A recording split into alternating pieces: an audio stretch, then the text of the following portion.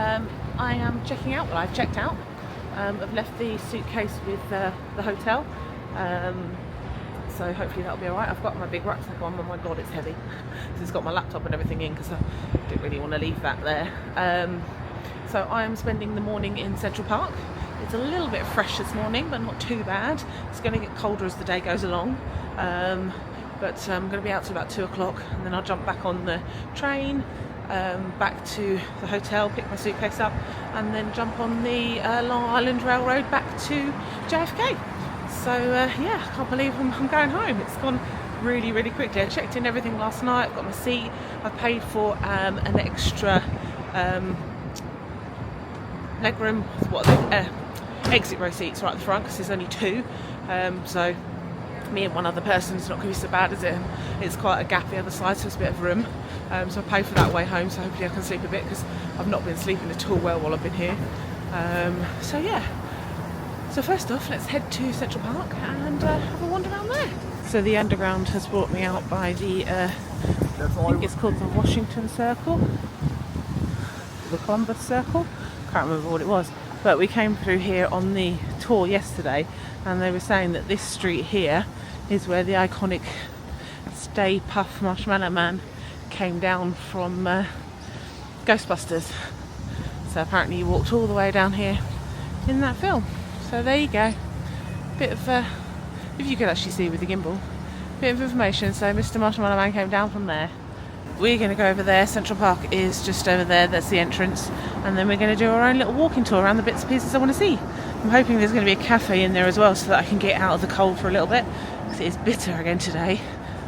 For anybody who's interested, it is Columbus Circle. So this is Columbus Circle. So we're going into Central Park here.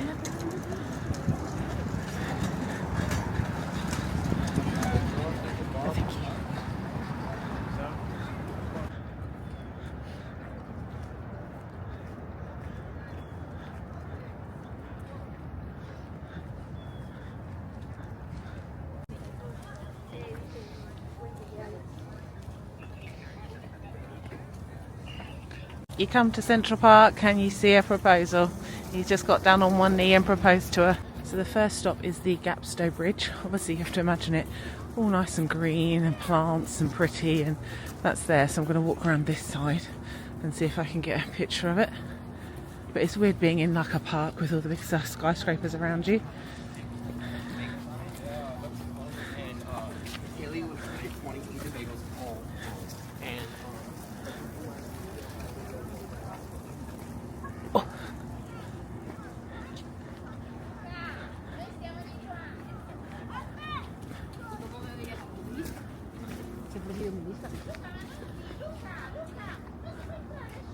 Oh, it looks like it's the bride and groom as well. Gosh, she's got to be cold.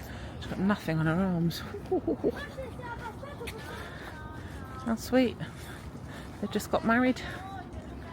So yeah, this is the Gapstow Bridge. You're not going to eat that. And New York ducks. Yay!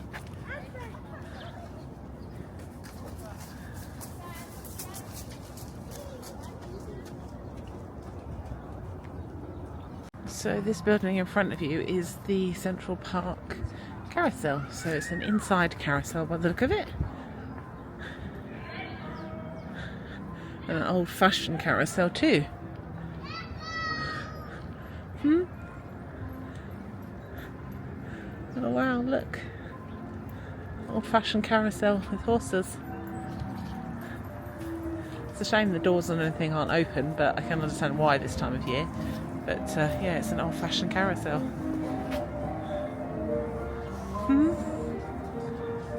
1951. So I thought for $4, why not? Why not ride the carousel?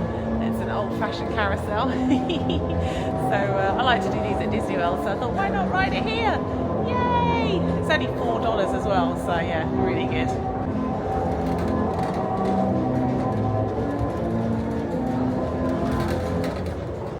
I don't know if you can see it down there, but there's a lot of runners over there and coming around here as well. So I wonder if they do a park run in Central Park. How cool would that be? Yeah, there's loads of runners. So either a park run or an organised run of some sorts, but there's loads. Look at them all. That would be so cool to do a park run here. Didn't even think to look into it, to be honest. I think if I was staying tonight I may have looked into it, but yeah, how cool would that be?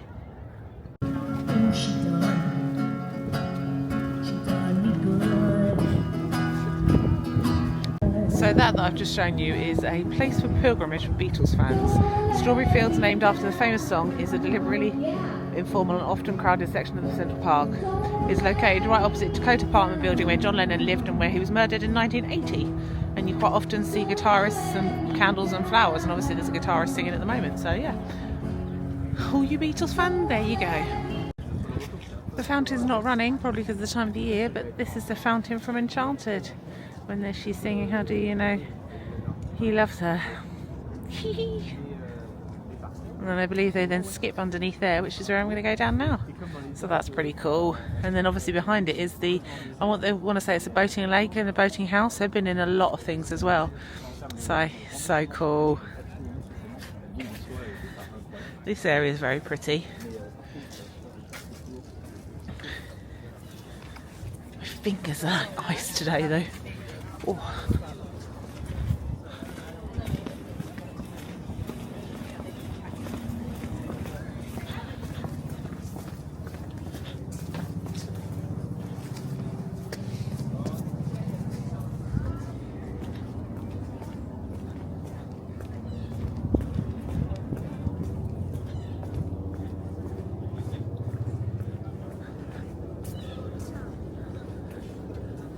And then that's what they call Belvedere Terrace. I don't know how you pronounce it. I'm probably slaughtering that.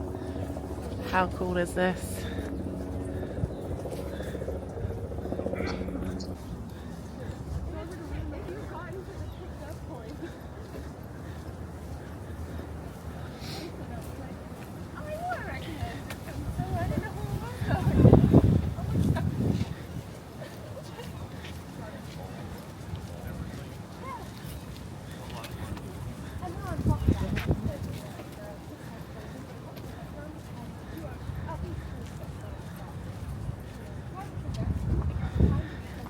No boats on the lake today, it's frozen. I'm going to go over there and see if I can just go in and warm up for a bit. I don't know if it's even open yet, but we'll find out. But yeah, this boating lake and boating house has been in a lot of films and all sorts. I think it's probably like a proper restaurant in there, by the looks of like the waiters and stuff.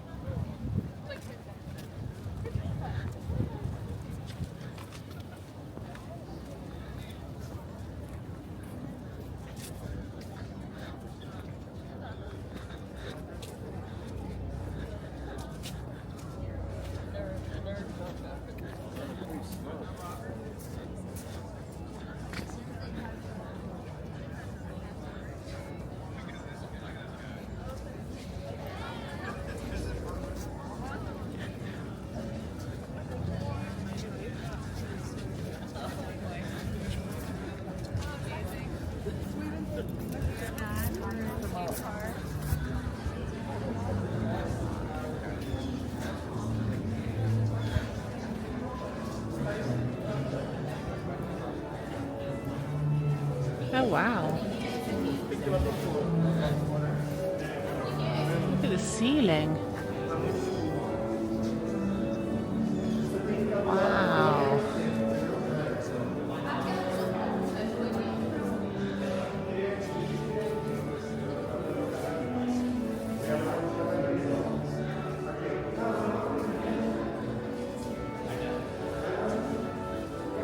Wow.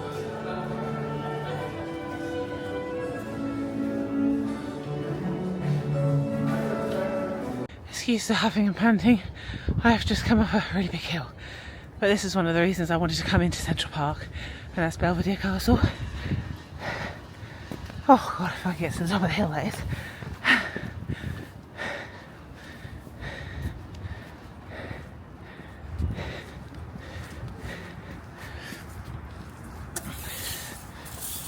Whew.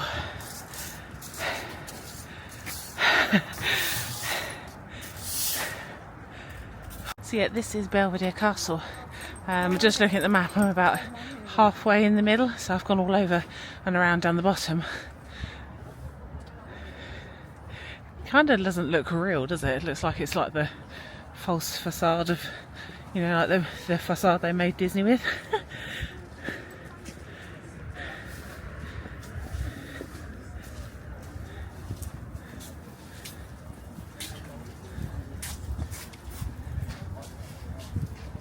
Built in 1872 and restored in 2019.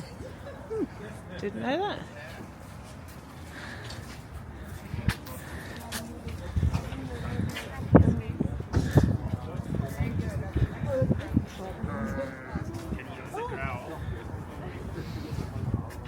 Oh wow.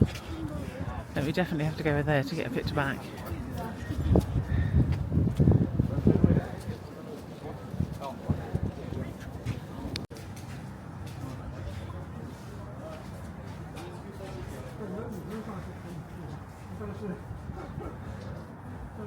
We're going in.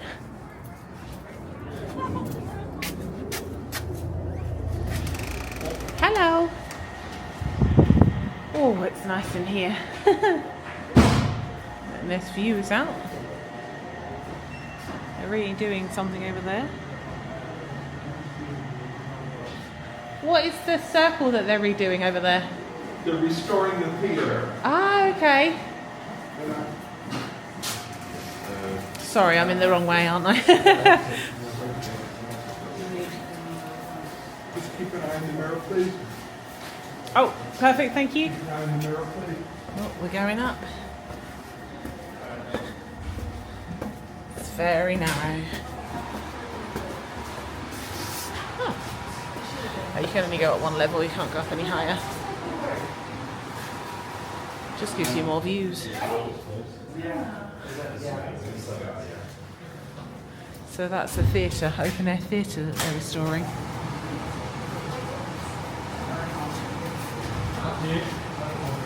I'm sure I've seen that in plays or films of some sort.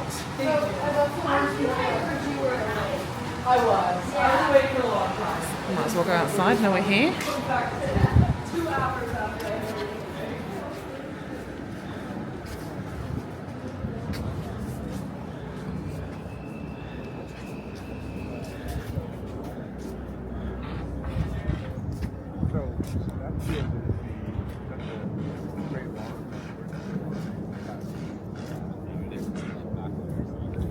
Well, I was expecting it to be bigger than that.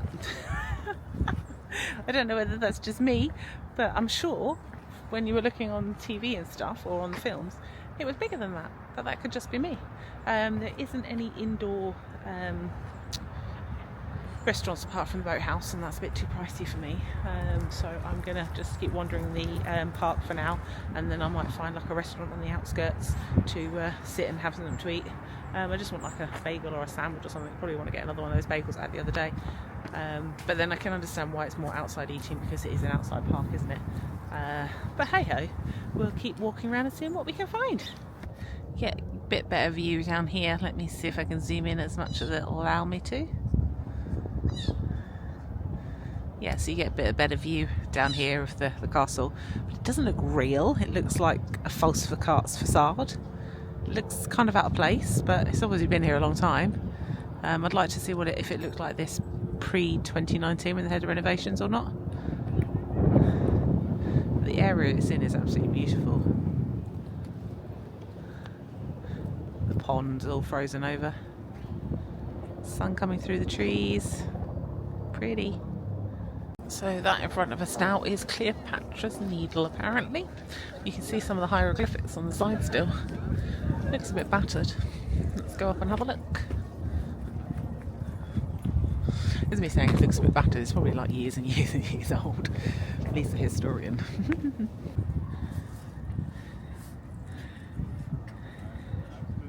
Yeah. The obelisk was erected first at the Hellenos Egyptian 1600 BC. That's why it looks a bit battered. It's been here since 1881 though.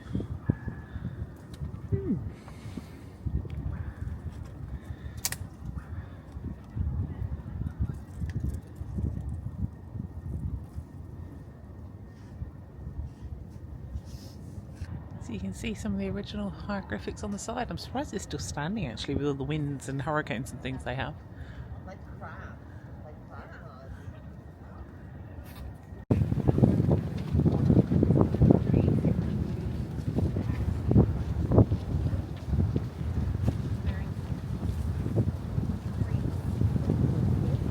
Not that I'm going to go in, but this is the Met. Very impressive out the front. A lot of people taking pictures on the steps. I presume and I expect these are famous steps. But yeah, just going past, not going in. So I have left Central Park and walked around to the most touristy area bit, and then walked up to Big Lake Reservoir. I really wanted something to eat, but they don't have any indoor eateries there, which is understandable. I'm now sort of walking back towards the hotel because it's gone 12:30. I'm in a very posh bit called Madison Avenue. The shops here are very, very posh. There's a Vera Wang over on the other side of the road there. Yes, it's not Lisa's area. But I just want to find somewhere to eat, really. I don't think I'll find cheap and cheerful on this road. So I'm just going to keep wandering and see where it takes me. So that is me done. I've just checked out the hotel, I've got my bags, they held them for me. I just sat in reception and fanned about with them to get them right, and it's quite heavy because I bought a few bits. So yeah, that's me done. I'm on the way to the airport now, so I'm going to get the Long Island Railroad up to Jamaica and then the air train Jamaica to Terminal 4, which is where Virgin go from. It says it's going to take me 45 minutes, so I'm leaving now. I should get to the airport for about 3ish. It's a bit earlier than I wanted to, but I don't know what the security's like. I don't know if I can register my global entry TSA approved or not, because obviously when I check my suitcase in I'll ask them. So yeah, let's head up to the airport.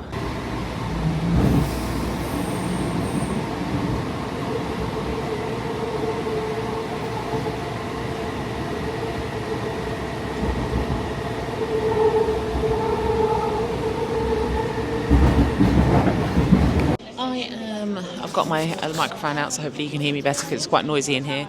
I am at the airport. It was a fairly stress-free journey, so I got a bit confused at Penn Station because it's such a big station and there's so many platforms, so many trains, so many different variety of trains. I wasn't sure where I was going. I tried to use the machine and it was trying to charge me $8.25, where it was only $5 on the way. So I eventually found like a customer service, and they did it for me and directed me to the right platform. So got on that, got off at Jamaica, got on the air train. That was very simple, straight through on it, and to JFK. So I've checked in online. I went to the desk because I had TSA pre-approved on the security, although that was a palaver because I've got my big Skechers boots on. They didn't tell me to take them off, so I got scanned and then I had to take them off, then wait for them to come through. So that was a bit of a palaver, but it still got me through quicker. So it is now about 4:45, so I've got a couple of hours before they start boarding us, about 6:15, I think they said. As I said earlier, I've gone for the exit row seat 53J, I think it is, just to give me a bit more room to spread out without anybody reclining in front of me, because obviously it's a night flight, so people are going to want to sleep. So yeah, it's been a fantastic trip. I'm absolutely shattered. My feet are killing me. My feet are throbbing at the moment. But it's been an amazing, amazing trip. I will do like a debrief when I get home tomorrow. Flight lands at 7 o'clock, and then obviously I've got a 2-hour drive home. So I'm hoping to be home by about 10 at the latest by the time I've got on the shuttle bus back over to the Renaissance to pick my car up. So the next time you see me, I will hopefully be on the plane. It is 6:10 and they have started boarding us. I am group 5. I think it's up to group 10s. So we're just walking down the very spivvy walkway to the plane now. They said that hopefully we're going up on time, although we're supposed to have gone up on time coming out. By the time we taxied down, that was about 35 minutes. But hopefully we'll have that really strong wind and we'll get home quicker. So yeah, I will see you when I get on the plane.